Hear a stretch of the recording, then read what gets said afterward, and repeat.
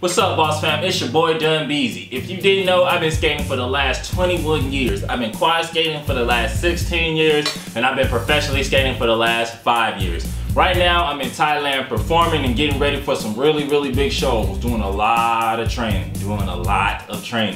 Anyway, today I'm gonna be talking to you about my 7 boss tips to become a boss level jam skater.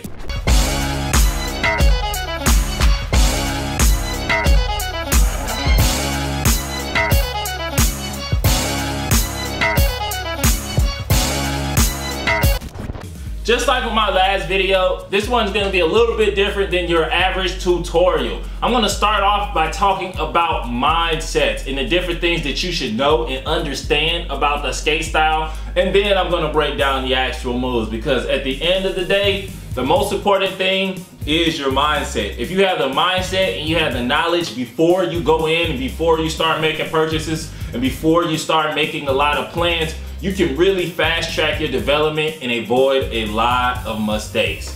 Well, let's get into it. People will say any type of dancing on skates is jam skating. If you try to hit a wave on skates, you jam skating. If you turn on a beat and you try to move your feet a little bit, you jam skating. You try to hit the crazy leg, anybody try to hit a downtown, they're jam skating. Yes, Bill Jammer Butler did create the jamming technique. He starts off at Empire in the 1950s. He creates that technique, he popularizes it. And by the time disco hits in the 70s, he's that guy. He's spreading it around everywhere. Everybody knows it. He has become a skate legend. Yes, all types of dancing on skates, they do come from the jamming style. Yes, we use the jamming technique. However, in the present day, the vocabulary has advanced. Styles and regions are extremely important. For example, if you go up to Chicago, you got the JB style, the James Brown style. They took the technique that Bill Jammer Butler, they took his blueprint and then they created their own style, their own look to skating. And that becomes distinctive in the culture, and that becomes distinctive in the collective culture of the country. I noticed that happens is people hear the story about Bill Jammer Butler and they extend that to mean all types of dancing on skates in the present. These terms are not interchangeable. Jam skating as a style and jam skating as a technique is a very specific style of skating that originated around the 90s, and it became extremely popular in the early 2000s with the emergence of teams like Break Skate, Team Rydell, and Team Vanilla. Are the moves that Break Skate, Team Rydell, and Team Vanilla original to them?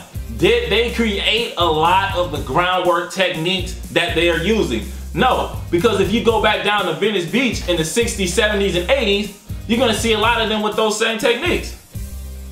However, they made some changes to the style and they did some very specific things where you have to say jam skating is its own style.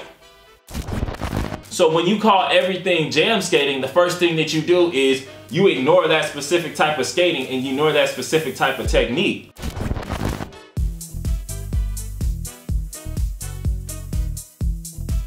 So you might be saying, but Dunbar, jam in, jam skating, just put them together, call them the same thing. Sit your old tail down, it's 2020, skating just came back and you're irrelevant. But guys, listen to old man for a second. The first thing that you do when you call all of it jam skating is you're using language that isn't even consistent with the last 20 years. That language also isn't consistent with the language of the major skate companies. Because Rydell doesn't sell jam skates and it's just all of these skates. It's broken into rhythm, artistic, jam, speed, because all of these skates, they're built different ways and they have different functions. Let's look at the Rydell All-Stars for a second. We got Rydell All-Stars like T-Stacks and Skate Fantasy. The thing about Skate Fantasy and T-Stacks that is extremely significant, they were the first 2 rhythm skating Rydell All-Stars. They have their own tag, they have their own look, their whole page thing looks different than the other All-Stars. But if you go check out Scotty, one of the members of Break Skate, They say he is a jam skate all-star because it's different. Like, it's different. It's different. And finally, when you use that language, it's not consistent with the way that skaters speak and the way that they feel about their personal styles. I know there's a movement right now. A lot of people like, oh, I'm not a style. People just skating in general. And I can't understand that. There is a lot of toxicity that comes connected with it. People can't take things too far. But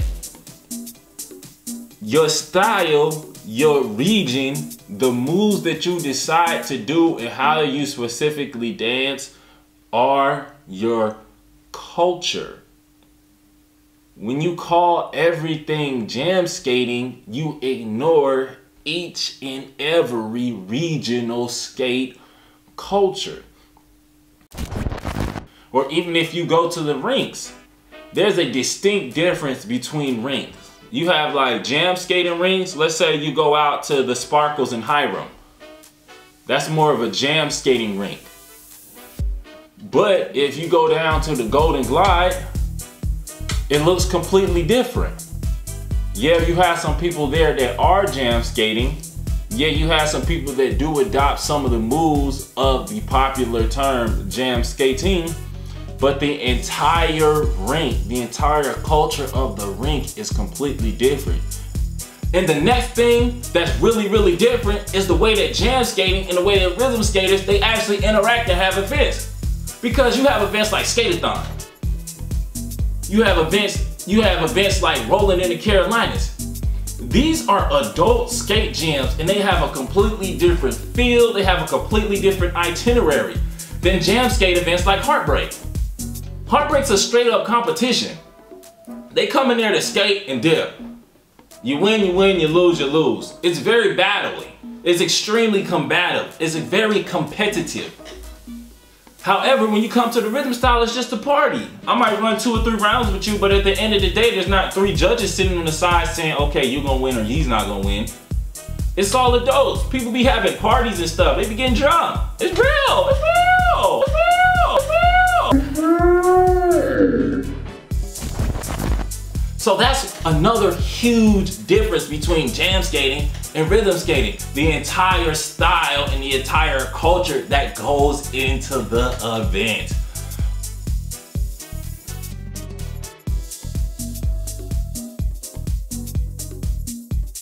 Now, let's talk about equipment. Specifically, I want to show you what my skates look like, what my skates are built to do, what my skates are not built to do, and how having different types of skates can really affect your ability to skate. And ultimately, this is one of the biggest reasons why I took that time to draw all of the distinctions between jam skating and the other styles of skating. All of this stuff combines to create something different, something new. I skate on a vanilla jam skate Pro Boot. The first thing that you might notice is that it's a low top boot. If you're looking at your Impalas, all the Moxies, the Chayas, I'm not really sure how to say it, most of the Rydales that you're looking at, they're high top boots. The second thing, let's look at my wheels. I have 62 by 42 millimeter wheels. I skate on, these are the Backspins 95A, so these are a little bit softer. These are more soft wheels. And look at them, they're wide. They're not thin. My trucks are on a 0 axis. I do not have my, if you go on the Moxies and a lot of the Rydales and artistic skates, the axis and the way that your truck sits is going to be completely different. And that affects your balance. The first thing that changes about my boot is I don't have the same ankle support that you have. People who jam skate, they do not have the ability to make the complicated and precise turns that rhythm and artistic skaters can make. That means your skate looks a lot different. That's why when you see people shuffling when they're jam skating, it's not the most complicated moves. They might get a point, slide, under, around, boom. Because if they try to take it up to up top, if you try to go up top in your jam skates, you try to go to Chicago, you want to hang out with the JB Bootcamp in your jam skates? The way that your skates support you and the way that you can balance in your skates is not built for that level of movement. that means you look completely different. That's the first thing. The second thing I want you to notice is look at my ankle. Because more of my ankle is exposed, now I can do things like ankle breaks. Because I can twist my ankle on the side. If I want to do groundwork, it's easier because now I can use the flexibility from my skate boot and my ankle in order to do more groundwork. Can I do those same types of moves in rhythm skates? Yes. Is it as easy? No. The third thing is my skate is lighter. That means it's easier to breakdance in. Can you do your breakdance moves on your rhythm skates and your artistic skates? Yes. Is it harder? Yes. These skates were built for those types of things. And finally, let's look at the wheels. These larger, fatter wheels. These aren't the smaller, thinner, skinnier wheels that a lot of artistic and a lot of rhythm skaters are using. So even down to your footwork, the footwork that you can effectively do on these wheels is drastically different than the footwork that you can do on the skinnier wheels. That's why when you go up to Chicago, jam skaters are not going to stick with the rhythm skater on no footwork. Jam skaters can't stick with rhythm skaters on spins. Jam skaters can't stick with rhythm skaters on slides because of the equipment. Your foot isn't as supported. Your wheels weren't meant to pivot like that. It's more difficult to do precise moves with your feet in balance. So it affects the way that you skate. And that's why jam skating looks completely different. And I know a lot of you are saying, but what about Dylan? What about Legendarion? What about Diamond Walker? What about Solomon Snowden? I skate solo on TikTok. The thing with them, they on another level, guys. The reason why they can do all the jam skate and the ground skate moves and all that stuff on their rhythm skates is because they spent so long doing them on their jam skates. And if you really go back into their history, you're gonna see them jam skating. You're gonna see them using their ankle brace and hitting the floor. And what I see a lot of people doing is, okay, they'll take their breakdance ability, they'll take the ideas and the moves from traditional jam skating, and they'll bring it back to the rhythm style. They'll overcome the strength curve, and they'll use their ability to footwork better and look smoother in order to combine the style. I'm calling these the jam skate JB hybrids. The jam skate, rhythm skate hybrids. They another breed, guys. They are another breed. I used to have some rhythm skates that I would try jam skate moves on. For my new show, I literally said, yo bro, you need to drop to jam skate so you can break dance easier. And it's a decision that I had to make. And now it's easier for me to hit the floor. Now it's easier for me to do a lot of that groundwork. Now I'm looking really, really solid. I'm looking really, really strong. But that is just something to know. So I'm gonna be focusing on teaching you the techniques from the jamming style. That means I'm gonna be focusing on footwork that is easier to do on jam skates. And I'm also gonna be focusing on groundwork that jam skaters need. And I'm gonna be focusing on the program that you're gonna need to physically condition yourself to hit the floor. Anyway, let's get into it. Next part is probably the most important part of the video. If you don't take anything else from what I'm saying, please take this piece. Because if you get this piece, it's gonna help you stay safe, it's gonna help you skate for longer periods in your life, and it's gonna help you get a lot better. You need to warm up and condition off of your skates to jam skate. I'm gonna say it one more time. You should be warming up and conditioning off of your skates to jam skate. Jam skating combines breakdancing, gymnastics, and a whole other lot of crazy stuff into a dance form. When you just put your skates on and go out to jam skate, your body isn't in a place for all of that activity. Even if you warm up on your skates, you cannot balance and you do not have the same range of motion on your skates, meaning that the warm up that you have on your skates is less than the warm up that you can get on your feet. So that means if you warm up off of your skates and then jump on your skates and skate, you will be a better skater because your body will be in a better place to skate. The second thing that warming up is going to do is going to extend your career, and it's going to extend the amount of time that you can actually train. Imagine you go out, Your homegirls hit you up, hey yo, let's go skate, girl. You say, yeah, let's get it. So you out there, you skating, you know, on the ramp. Oh yeah, bunny hop, bus hop, 360. Oh my God. You get home the next day. Wake up.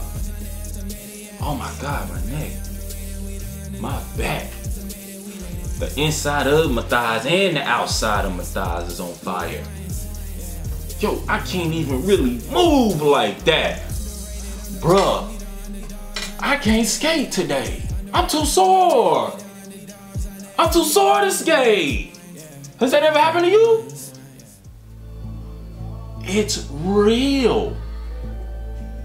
When you don't warm up and stretch on and off your skates before and after, if you really want to get technical, you skate, you don't recover as fast. You don't recover as well. So you can't skate as often. Number two, I know a lot of you guys are older. I know some people might be saying, I'm 18 years old, I'm not old, I'm not getting old, I'm 20 years old, I'm not getting old. That's where it starts, guys. You don't get physically fit in old age if you're not staying physically fit right when you get out of high school. Because you could do a lot of stuff out of high school and put yourself in a place where you're never coming back, or it's gonna be super hard for you to come back. So even if you're 20, 18, stretching and warming up is going to extend your physical activity life. So if you're already in a place where you're, you know, having some trouble with your physicality, you're already having a little bit of trouble with your body, you need to be warming up off of your skates. Especially if you want to get good or try something, because that's how you pull a muscle. I'm gonna tell y'all a story. I just got the call to be in Step Africa. I've been trying not to be in Step Africa for 3 years. 3 years. You know what I do to celebrate? I go skating. I'm working at a company. We're living out in Arlington, Virginia. I take the train from Arlington down the, and I'm in that joint going Cristiano Gucci in that thing, boy. Pop. I was working on my low spins. This is when I first started dancing on skates, so I was doing a lot of low stuff. Pop! I can barely walk. I can barely walk. I get a call to become the professional stepper that I always wanted to be. And I'm at the skating rink wilding, and I can barely walk. I was about to be a professional dancer. I'm in great shape. I work out every day. But now I can barely walk. And you know what happened? I didn't warm up before I skated. This is before I started my knee conditioning. This is before. Now before I go for low spins, I do the whole routine that I put in my low spin tutorial. I do an entire warm-up conditioning period. If I feel my knee feeling a little bit weak, I stop and I take some time to stretch and condition.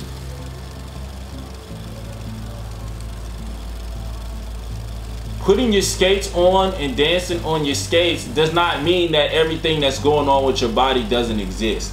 It compounds those problems because your skates are heavier. You're going to be doing things that require more speed and technique. And that's why it's super duper necessary to be warming up and conditioning off your skates. For jam skating specifically, I train like a break dancer. I do. I train to jam skate like a break dancer. I'm not saying that you have to learn how to break dance, but I have a warm-up routine and conditioning routine that I do that mimics break dancing. Anybody can do it, but I would like to say there are parts of this routine that are not built for beginners. And in all honesty, I spent years building up this routine, and I spent years and months getting it up to speed. So if you hit a point and you're like, whoa man, this is hard, or whoa, I don't think I can do this, there's a chance that you can't. There's a chance that you need to slow down, practice the basics, and then move up to that when it's time. And there's nothing wrong with that. So let's take a look at my warm-up routine. What's up, boss fam? Today we're gonna learn some mobility drills to jam skate. Step one, we're gonna need to warm our bodies up. If you try to do this without warming up, you will catch an injury. Step one, shoulders. I do each of these moves for about 30 seconds in my warm-up. Step two, warm up your head and your neck, side to side, up and down, tilted left to right, circles both ways. Let's warm our legs up with some squats. To make it a little bit quicker, I step out, left foot, right foot, squat, right foot, left foot. Then I take it wide. I use these drills to warm up my lats and my obliques, as well as to stretch my body in my entire range of motion. It's so easy to move in one plane. These moves will push your body to move in different planes. When you're jam skating, you're gonna be moving your body in every direction. So it's really important to warm up your range of motion through all of these directions. Keep it smooth. Make sure you do it on both sides. This one here is super important. You gotta warm up your back.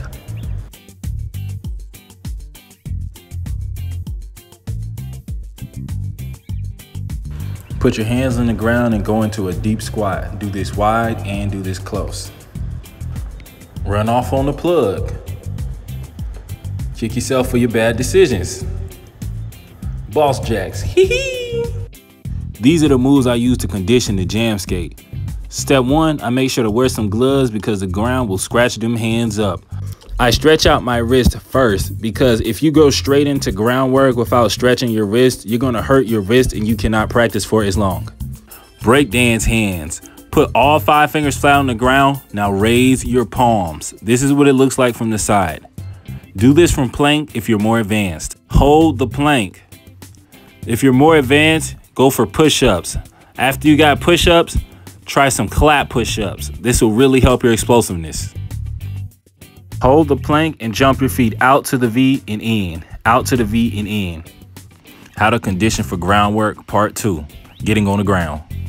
Step one is knee conditioning. You have to be able to get pretty low. Before I do all this, I start off by stretching my knees out with a bit of boss twerking. Practice your range of motion at a pole or a rail so you have support. Practice your full range of motion squats. Take them slow, keep your knees straight. I move my arms on this move to make it look cool, but it's actually just a lunge.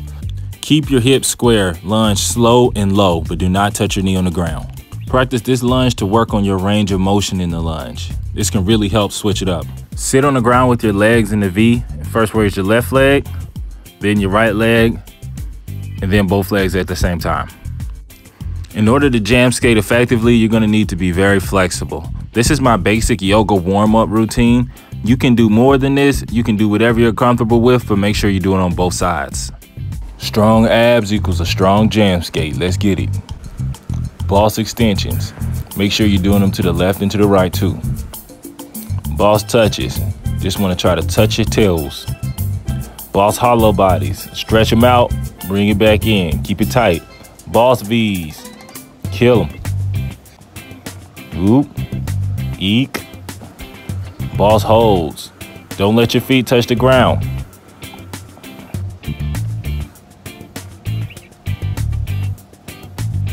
Take this one slow. If you're struggling to do the bridge, focus on your bridge. If you can go for the reach, take it slow.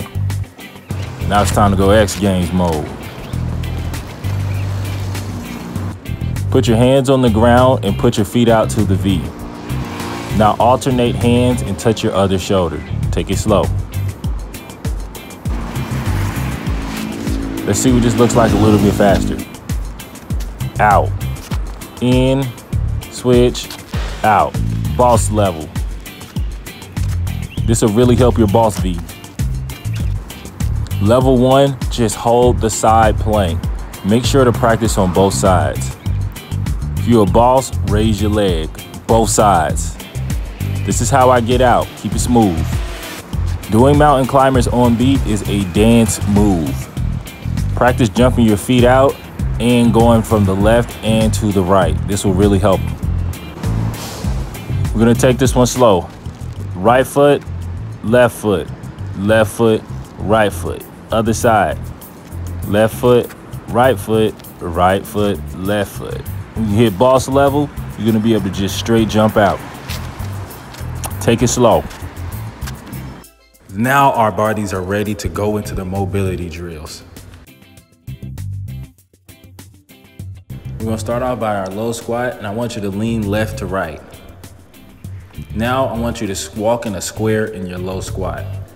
Take it slow. When I first started, I would do one square and rest. Stretch out your inner thigh by putting your hand behind your body and pushing your knees towards the ground so you make a W with your body. Don't strain yourself. It's a slight push of the knees. Step your leg out to a 45-degree angle and then bring it right back under your butt. It's super important that you stay in that low squat position. This is the boss level. You can do this very fast. Crank a couple of them Gokus, like right before he about to fight Frieza.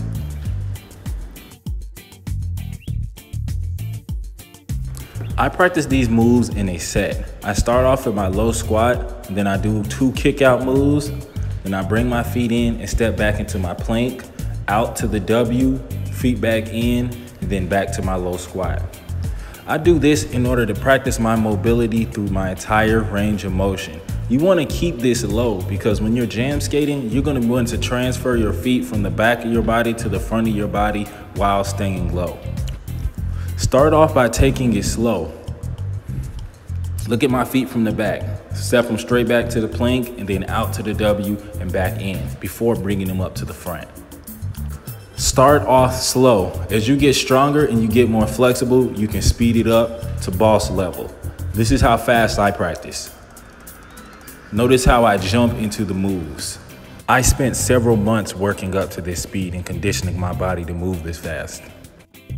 Next thing I want to talk about is the difference in the basic vocabulary. In order to do this section, I do suggest that you check out my beginner's guide to skating and get really good at all of those basics because those are going to really help you as you come over to jam skating. Some things that I want to focus on now are the tic-tac and the jam skate crazy leg. Jam skaters have their own way of crazy legging. It's a different pattern, and if you really watch it, it looks different. I've never really heard a name for it, but I'm gonna call it the jam skate crazy leg. You can see this in a lot of different jam skating performances, and you can see this prominently on America's Best Dance Crew and Break Skate's beater performance. If you notice, they all hit this same move, and it is a classic jam skate crazy leg combination. Well, anyway, let's take a second to learn the jam skate crazy leg. We're gonna start this off by putting our foot out to the front and putting our heel on the ground. Then we're gonna pivot on that heel to turn our bodies. After we turn our bodies, we're gonna do one crazy leg and put our other heel on the ground. And we're gonna use this heel to pivot back to the front. You're gonna notice there are a lot of different ways to do this move, but the idea is always the same. Point, pivot, crazy leg. Then we're gonna point, pivot, and crazy leg. Now that we got that, another move that's gonna be super duper important is the tic-tac. Because your wheels are fatter, it's hard to do precise moves and precise turns. So you have to do something that's easier for you to do in the type of skates that you have. Because of the size of your wheels, there are a lot of moves that you're gonna have difficulty doing, especially moves that require you to carve circles or to do different wave moves. Because your wheels are fatter and the way that your trucks connect to your wheels, it doesn't really help you transfer the force like that. So there are some jam skaters like Hunter Collins who has really taken his jam skates and he's really pushed them to a very great level with his footwork, but he really had to work to get that footwork. What I noticed a lot of jam skaters do, and what I have noticed from my own experience, it is significantly easier to tic-tac on jam skates than to do any other type of footwork. So when you see a lot of different jam skaters, you're gonna notice that they're leaning heavily on tic-tacs because it's easier. So a part of your jam skate footwork is going to be your tic-tacs. I have a tic-tac tutorial in my beginner's guide, and I also have a tic-tac variations tutorial. These are gonna be very good for you. So you can go out over there and check those out. This this is going to be the fun part. This is going to be the basic groundwork. I have a set of basic groundwork moves that I like to use and a set of basic groundwork moves that I practice to create my style. Let's take a second to look at some of my basic groundwork moves. Today we're talking about 3 ways to get on the ground in our skates. Number 1, take a knee. You're gonna step your foot back and you're gonna drag yourself down and take a knee. Number 2, we're gonna do our knee to the side this time. This is similar, but it has a different use. First, I like to jump out, and then I like to bend my knees. I turn my body 90 degrees to the right. I slide my foot in and my other foot back and touch the ground. This move is similar, but by doing it to the side, it looks different and it opens up so many new options. Like boom, and into your split. Number 3 is going to be a little bit more difficult. It is a controlled descent to the ground. You're going to need to roll your heels out slowly. Control your descent with your legs. When you get to the ground, make sure you're braced with your hands. Take it slow. Let's learn 2 more ways to get on the ground like a boss. Way number 1, we're going to take our hands, put them beside our body, bend your knees, keep them tight. We'll touch the ground and push our feet out. Hands, knees, skates. Number 2 is the James Brown. You're gonna kick, James Brown. So you're gonna kick, as your foot swings back, you're gonna touch the ground and lower yourself into the split. Use your hands to brace your fall. Do not slam your knee on the ground. You can also dance out of this.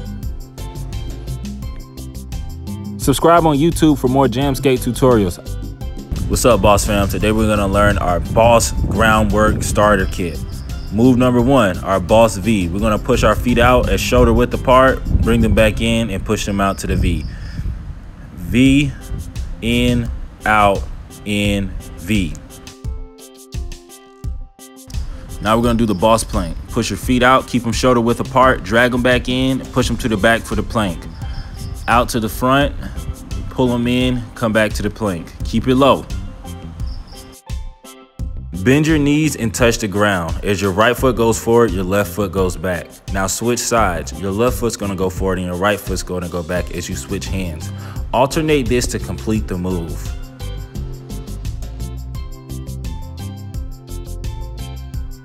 Check out my YouTube tutorial on the swipes to get the whole breakdown on this move. You're gonna push your feet out shoulder width apart. And now you're gonna drag your feet in and put one of your feet out to a 45-degree angle. You're gonna take that foot and put it back out straight. Push both of your feet out straight, then drag them back in. When you drag them back in, you're gonna do the same thing on the other side. Out, 45, in, push. Pull them in, out, 45, in, push. Push your feet out shoulder width apart and you're gonna do the hex. After you do the hex, you're gonna do the hex above your knee or the hook. And you're gonna do the hex afterwards and push again. Push, hex, hook, hex. Push, hex, hook, hex. Push, hex, hook, hex. You can keep both hands on the ground.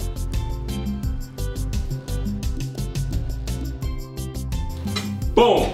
You got the groundwork moves now, but that's not the most important part. The most important part is how I practice them. The way that I have every single skate session is first I warm up for 15 minutes on my skates, and then I skate around. I practice my basics.